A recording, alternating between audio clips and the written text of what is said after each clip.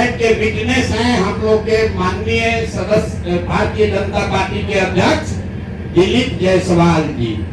और वहां पर अब ये देखिए, ये चलाते हैं अवैध मेडिकल कॉलेज, और उस समय के स्वास्थ्य मंत्री मंगल पांडे जी। नमस्कार, मैं हूं आपका दोस्त आलोक कुमार। अभिवादन स्वीकार कीजिए मेरा। आज बात फिर से बिहार में प्रशांत किशोर से सामने ये सवाल की, उस सवाल के जरिए ये है, क्या भारतीय जनता पार्टी को प्रशांत किशोर इस चुनाव में आरजेडी राष्ट्रीय जनता दल के बराबर लाके पहुंचा देंगे? ये बड़ा दिलचस्प मामला है। जब राष्ट्रीय जनता दल के बराबर लाके पहुंचा देंगे, इसका मतलब है कि राष्ट्रीय जनता दल की बात जब मैं कह रहा हूँ, लालू प्रसाद यादव के भ्रष्टाचार की बात कर रहा हूँ, चारा घोटाला की बात कर रहा हूँ, उनके शासन के उस दौर की बात कर रहा हूँ जिस दौर में जंगल राज था, अराजकता थी, जिसकी बात बार बार भारतीय जनता पार्टी हर चुनाव में हर वक्त उठाती रहती है। 20 साल हो गया उनका शासनकाल गए हुए, लेकिन उसके याद ताज़ा करती रहती है, उस दौर को करती रहती है।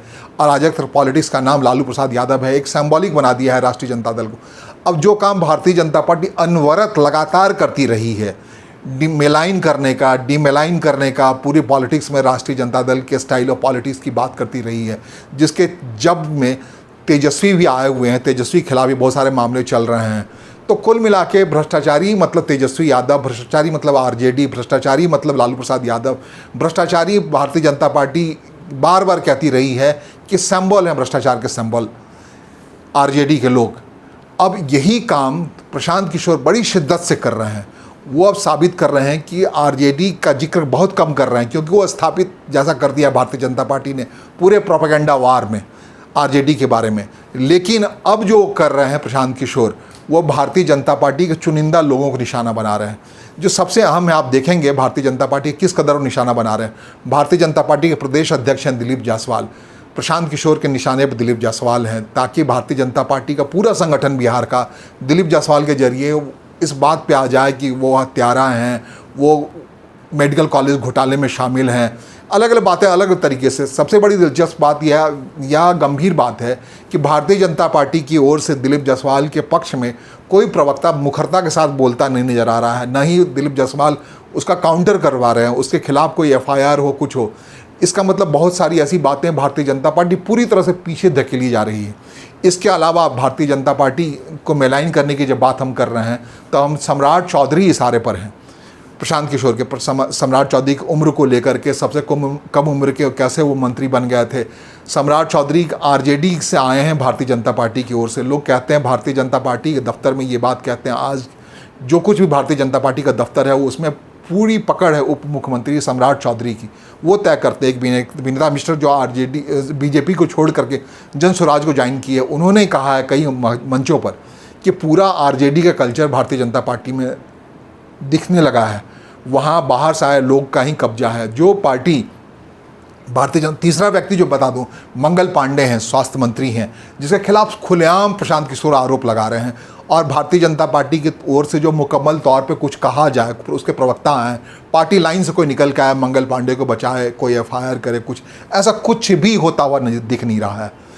बिल्कुल माइलेज लिए जा रहे हैं। और जो कुछ भी हो रहा है, ये हो रहा है कि भारतीय जनता पार्टी जो एक शुचिता भरी पार्टी थी, जिसे कभी गोविंदाचार्य ने बिहार में बड़े कायदे से खड़ा किया था, वहाँ एक एक चुन के लोगों को लाया गया था, सुशील लोगों को, सज्जन लोगों को, सुचितापूर्ण लोगों को। वो ये कहते हुए आए थे, भारतीय जनता पार्टी जो बिहार इकाई है, वहाँ काफ़ी आकर्षण था भारतीय जनता पार्टी के प्रति लोगों का, इस बात से लेकर के वहाँ कैलाशपति मिश्र जैसे व्यक्ति थे जो अब नहीं है इस दुनिया में। सुशील मोदी जैसे व्यक्ति थे, जिसके बारे में कहते हैं सुशील मोदी के जाने के बाद बिल्कुल बिहार का जो भारतीय जनता पार्टी इकाई है, लगता है बिल्कुल मृतप्राय है। वहाँ कोई आइकॉन नहीं है, कोई ऐसा बड़ा व्यक्ति नहीं है जिसकी आड़ में कह सके कि सुचितापूर्ण लड़ाई लड़ी हो। जैसे दिलीप जायसवाल की बात, वो जनता दल नहीं, आरजेडी में, राष्ट्रीय जनता दल में रह के आए हैं, तो उनको प्रदेश अध्यक्ष बनाया गया, उस व्यक्ति को, दिलीप जायसवाल को, जो आरजेडी के थे, जो लालू प्रसाद यादव की वाहवाही किया करते थे, उनकी तारीफ़ किया करते थे। वो आज की तारीख में भारतीय जनता पार्टी के प्रदेश इकाई के अध्यक्ष हैं। यही हाल सम्राट चौधरी का है। सम्राट चौधरी के पिता शकुनी चौधरी काफ़ी खास रहे थे लालू प्रसाद के उस दौर के, जब पूरे राज्य को जंगल राज कहा जाता था। और सम्राट चौधरी उसी दौर में सबसे कम उम्र में मंत्री बन गए थे बिहार सरकार में। बाद में उन्होंने एफिडेविट देकर जैसे तैसे संभाला खुद को। और जहाँ परिवारवाद की राजनीति की बात होती है, शक्ति चौधरी के बेटे, जिसकी खिलाफत बराबर लगातार भारतीय जनता पार्टी अपने मूल चरित्र में करती रही है, तो उस शक्ति चौधरी के खिलाफ जब जिसके बारे में भारतीय जनता पार्टी सुशील मोदी के नेतृत्व में कई भ्रष्टाचार का आरोप लगाए थे जब शक्ति चौधरी एक्टिव पॉलिटिक्स में थे, अब तो उनके बेटे हैं सम्राट चौधरी के बारे में जो आरोप लगाया जा रहा है, सबसे बड़ा गंभीर और संगीन आरोप उनके एजुकेशन सर्टिफिकेट लगाया जा रहा है। ठीक उसी अंदाज में प्रशांत किशोर लगा रहे हैं जैसे कभी तेजस्वी के खिलाफ वो लगाया करते थे कि 9वीं पास भी नहीं। तो सम्राट चौधरी के बारे में कह रही है डॉक्टरेट इन्होंने 7वीं पास हैं, कहाँ से डिग्री निकाला, क्या नाम निकाला, सब कुछ जो फरेब है चेहरा भारतीय जनता पार्टी का नेतृत्व करने वाला उप मुख्यमंत्री हैं। अब जो प्रखरता के साथ सम्राट चौधरी काउंटर करते हुए दिखना चाहिए थे, एक हनक होता है पॉलिटिशियन के अंदर, वो हनक नहीं दिख रहा है। सम्राट चौधरी कह रहे हैं प्रशांत किशोर हमारे भाई हैं, मैं सरेंडर अंदाज में।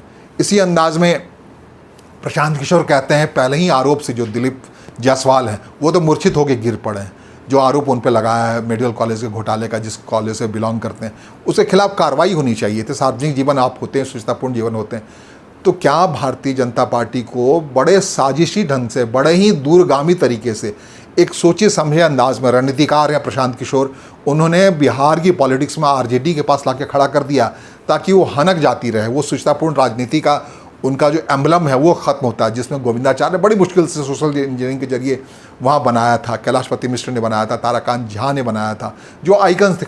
हाल के दिनों में सुशील मोदी अपने आप में कहते हैं एक आइकॉन थे, जब दुनिया से गए तो उनके बैंक अकाउंट को लोगों ने सार्वजनिक तौर पर दिखाया, उनके घर के बारे में बताया, कितने सीधे सरल सज्जन व्यक्ति थे। बिहार में उप मुख्यमंत्री लंबे समय तक रहे, सुशासन उन्हीं के कार्यकाल की देन है, गृह मंत्री सब कुछ होने के बावजूद उनके ऊपर करप्शन का कोई चार्ज चस्पा नहीं हुआ।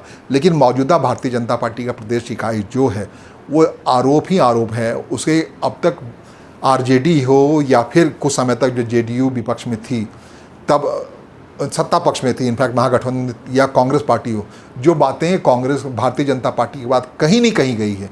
अब पड़ोस में यकीन कीजिए, क्या उत्तर प्रदेश में विपक्ष के अखिलेश यादव समाजवादी पार्टी के भारतीय जनता पार्टी किसी नेता पर ऐसा आरोप लगा सकते हैं क्या?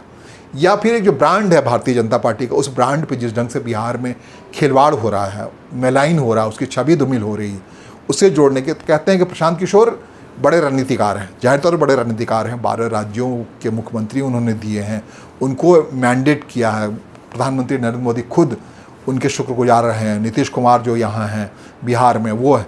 तो जिस ढंग से प्रशांत किशोर ये सब कर रहे हैं, बड़ी लंबी सोची समझी राजनीति का हिस्सा है। ठीक ये उसी अंदाज में है जैसे 2020 के विधानसभा चुनाव के दौरान, मतलब पिछले विधानसभा चुनाव के वक्त चिराग पासवान निकल आए थे दिल्ली से, और उन्होंने पूरी तरीके से नीतीश कुमार जनता दल यू के नेताओं को अटैक करना शुरू किया था, जबकि जनता दल यू उस समय एनडीए का पार्टनर हुआ करती भारतीय जनता पार्टी के साथ मिलकर लड़ रही थी।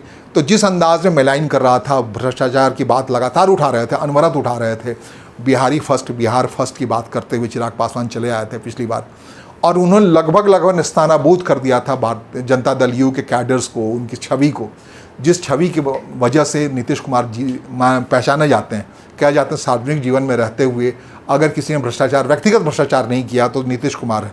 उस नीतीश कुमार को पिछले चुनाव में इस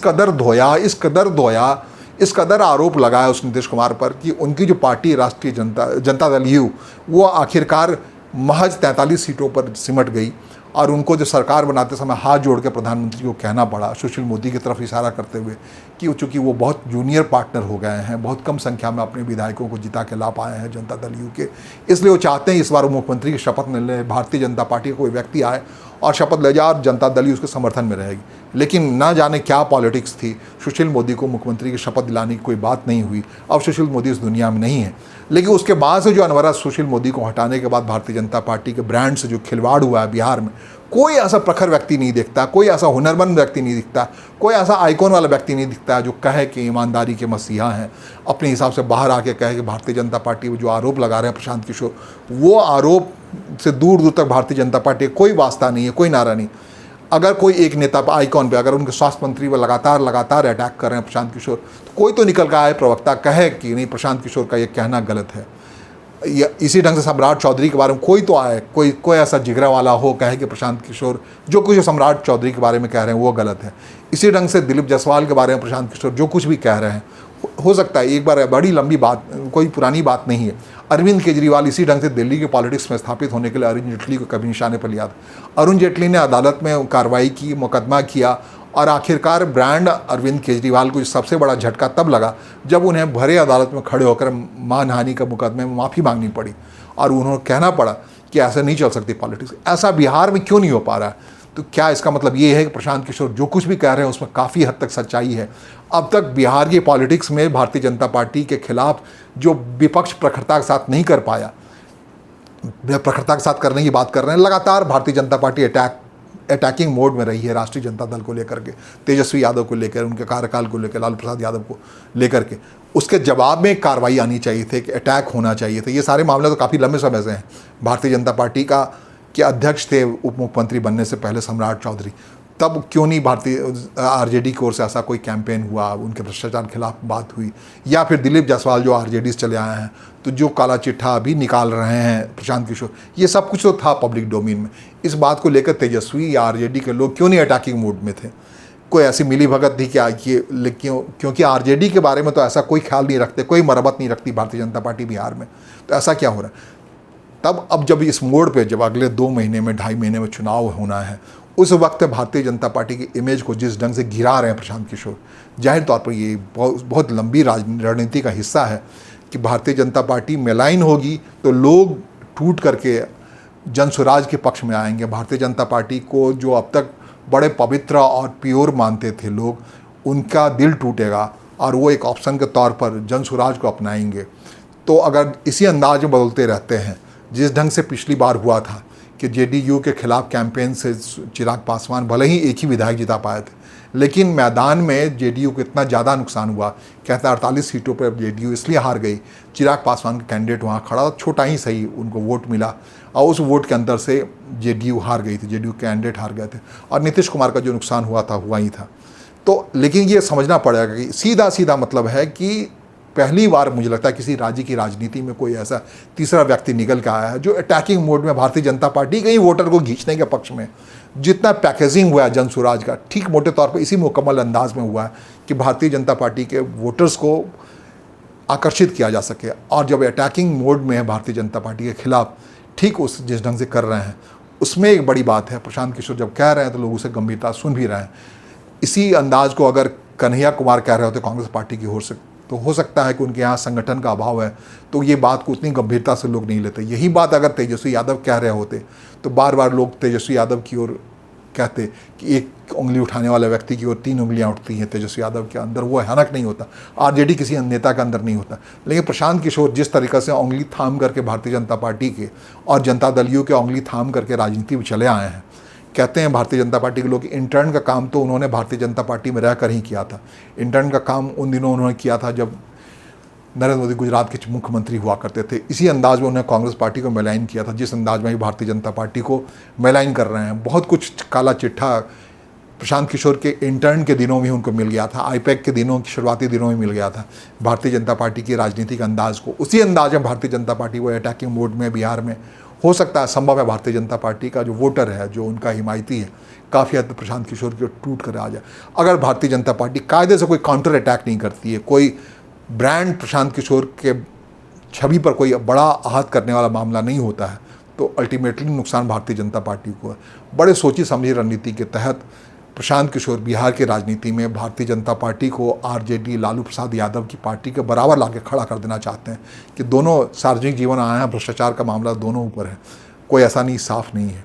तो साफ अगर कोई दिख रहा है तो प्रशांत किशोर सफ़ेद चकचक कपड़े में दिख रहा है। इसी अंदाज में उन्होंने कभी कांग्रेस पार्टी को भी अपने हिसाब से डैमेज करने की कोशिश की थी, लेकिन जैसे जैसे कांग्रेस पार्टी खड़ी होती हुई दिख रही है, बात चल रही है राहुल गांधी बिहार में पद यात्रा करेंगे चुनाव से पहले, जिस ढंग से उन्होंने SIR के मसले को उठा रखा है, केंद्र की राजनीति में हावी हुए पड़े हैं, तो इन सब का कांग्रेस पार्टी के अंदर जितना भी लोग कांग्रेस पार्टी के पक्ष में खड़े होंगे, उसकी भरपाई जो जनसुराज के लोग कांग्रेस पार्टी के पक्ष में अगर जाने लगेंगे तो उसकी भरपाई प्रशांत किशोर करना चाहते हैं भारतीय जनता पार्टी के वोट बैंक को डैमेज करके। उनको लगा है कि जो जातिगत वोट बैंक है नीतीश कुमार को, उसे तो हटा नहीं सकते, क्योंकि जनता दल यू का काफ़ी हद तक उन्होंने ही वोट बैंक तैयार करने में काफ़ी मदद की है। 2015 से 2020 तक वो जनता दल यू के राष्ट्रीय उपाध्यक्ष थे, काफ़ी कुछ थे, सब कुछ जानते हैं। इसलिए काफ़ी सोची समझी रणनीति के तहत वो जनता दल यू पे वो अटैकिंग अंदाज में नहीं है, क्योंकि अगर जनता दल यू के काले पन्ने की बात होगी तो उसके हिस्से में उनका भी जिक्र होगा। तो इससे बचने की लगातार कोशिश कर रहे हैं। आरजेडी के लिए तो बड़ा आसान है, कोई भी आता है एक झटका मारता है, सबसे भ्रष्ट पार्टी, सबसे बेकार पार्टी, सबसे अयोग्य पार्टी, सबसे अराजक पार्टी। और अगर उसी के बराबर समतुल्य वो खड़ा कर दे भारतीय जनता पार्टी को तो प्रशांत किशोर का पूरा मामला बन जाएगा पूरा। लेकिन अभी लड़ाई में भारतीय जनता पार्टी को आना बाकी है, नरेंद्र मोदी ब्रांड, नरेंद्र मोदी का मैदान उतरना बाकी है। तो क्या ये देखना बड़ा महत्वपूर्ण होगा जब चुनाव वोटिंग की तारीख आएगी, तो जो ब्रांड मोदी है वो सेव कर पाएगा बिहार में जो कुछ हुआ है, गड़बड़ियाँ हुई भारतीय जनता पार्टी सांगठनिक तौर पर, जिन लोगों को बढ़ावा दिया है, उससे भारतीय जनता पार्टी को जो नुकसान हुआ है उसको कवर कर लेंगे मोदी क्या चुनाव के वक्त आते आते, देखना बड़ा दिलचस्प होगा। नमस्कार, धन्यवाद।